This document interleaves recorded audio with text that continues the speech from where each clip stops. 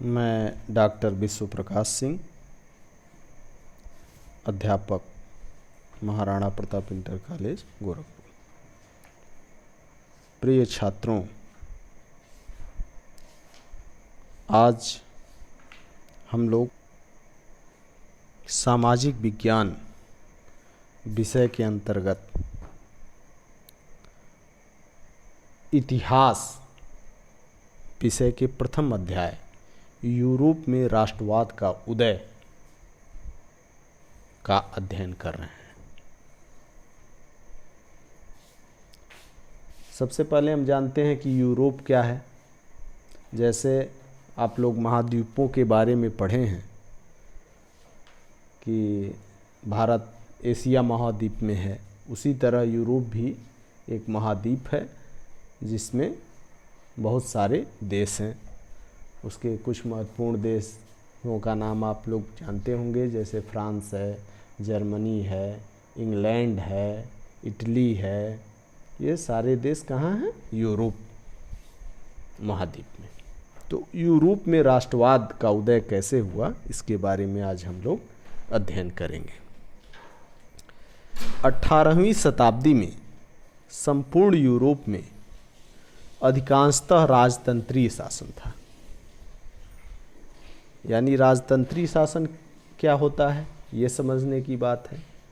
यानी ऐसा शासन जहाँ सत्ता एक राजा के हाथ में होती है और उसी में समस्त विधायी, कार्यपालिका एवं न्यायपालिका के अधिकार समाहित होते हैं।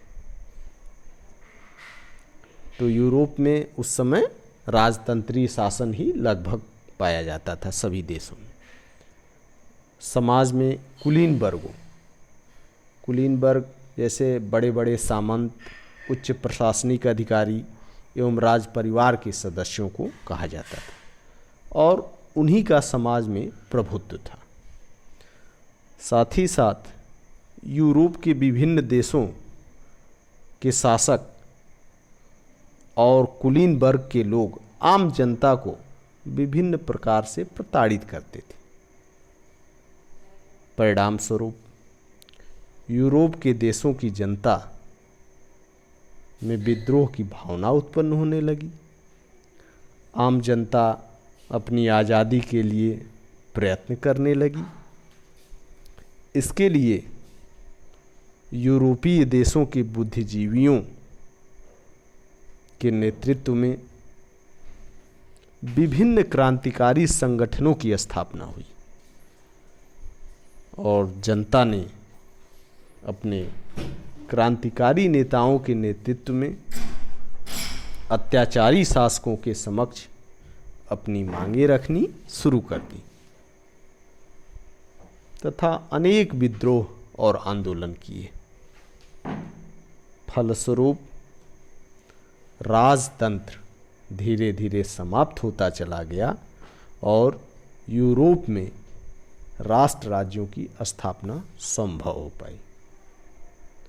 तो ये जो हम लोग अभी अध्ययन कर रहे हैं, तो इसमें हम लोग देखें कि कैसे कुछ वर्ग आम जनता को प्रताड़ित करते थे और वह आम जनता त्रस्त होके अपनी स्वतंत्रता की मांग करने लगी और धीरे धीरे वह संगठन बना के एक क्रांति का रूप उन्होंने लिया और राजतंत्र को कैसे समाप्त किया।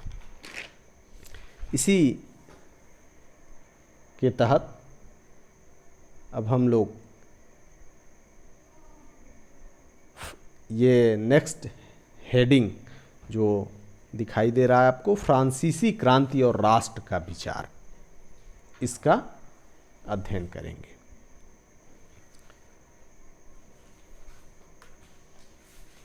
सन 1789 की फ्रांस की क्रांति में यूरोप में राष्ट्रवाद की भावना के विकास का सबसे प्रथम अभिव्यक्ति देखने को मिला। देखिए, समझिए इसको। अब इसमें कई बातें उभर के आती हैं। जैसे फ्रांस की क्रांति किस सन में हुई? तो 1789 ईस्वी में हुई। एक बात ये भी उभर के आती है कि यूरोप में राष्ट्रवाद की भावना सबसे पहले कहाँ देखने को मिली, तो किस देश में? फ्रांस में देखने को मिली। वहाँ की जनता ने राजतंत्र का विरोध किया। जिस समय फ्रांस में 1789 में पहली क्रांति हुई, उस समय वहाँ का राजा लुई 16वां था। यानी कि फ्रांस की क्रांति किस शासक के कार्यकाल में हुई? लुई 16वें के कार्यकाल में हुई।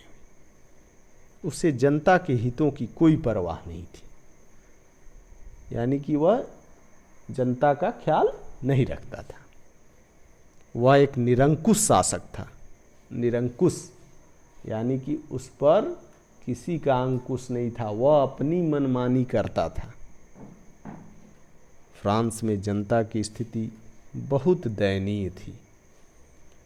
फ्रांस के धनी, सामंत, कुलीन और पादरियों को जो सुविधाएं प्राप्त थीं, वे साधारण जनता को प्राप्त नहीं थी। यानी कि फ्रांस में समाज कई वर्गों में बटा था और सबसे दयनीय स्थिति किसकी थी? वह आम जनता की थी। तो इस प्रकार हम देखते हैं देश में कानून भी सभी के लिए समान नहीं था। यानी कि कानून भी सभी के लिए समान नहीं था। वहाँ की आम जनता के लिए दूसरा कानून और जो कुलीन वर्ग थे उनके लिए दूसरा कानून। राष्ट्रवादी नेताओं, बुद्धिजीवियों तथा रूसो और वाल्टेयर जैसे दार्शनिकों के विचारों का जनता पर काफ़ी ज़्यादा प्रभाव पड़ा।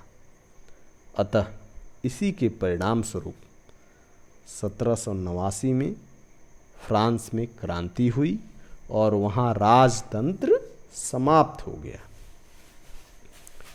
फ्रांस के राजा और रानी को मौत के घाट उतार दिया गया तथा राजतंत्र के स्थान पर प्रभुसत्ता फ्रांस के नागरिकों में हस्तांतरित हो गई। तो हम लोग देखें कि फ्रांस में कैसे क्रांति का बीजारोपण हुआ और क्यों हुआ, और जो राष्ट्र का विचार आया, फ्रांसीसी क्रांति हुई, तो इसके बारे में हम लोग अध्ययन किए।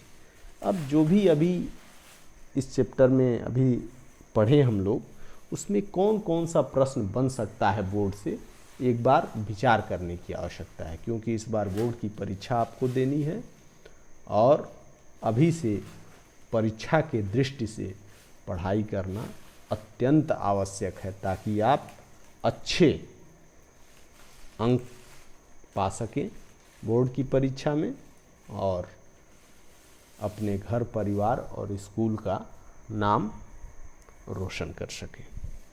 तो चलिए, जो हम लोग पढ़े हैं उसमें पहला प्रश्न तो यही बनता है कि फ्रांस की क्रांति किस सन में हुई।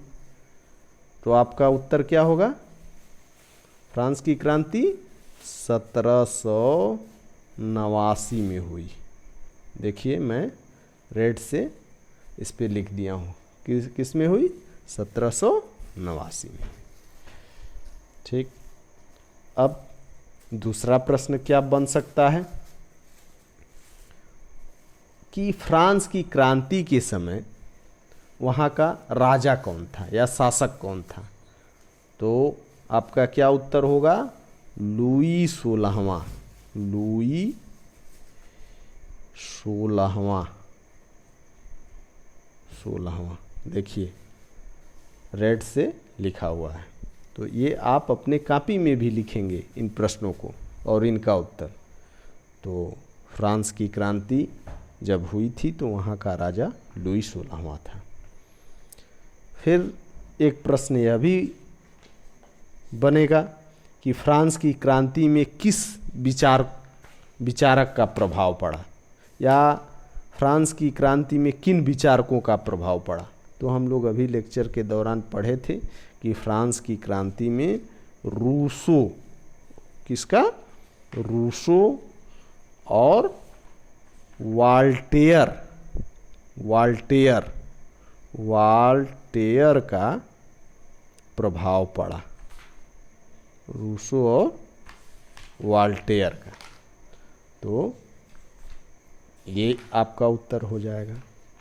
तो आज के दिन इतना ही। इसको आप लोग बढ़िया से कॉपी में इस नोट्स को लिखिए और प्रश्नों का उत्तर भी लिखिए।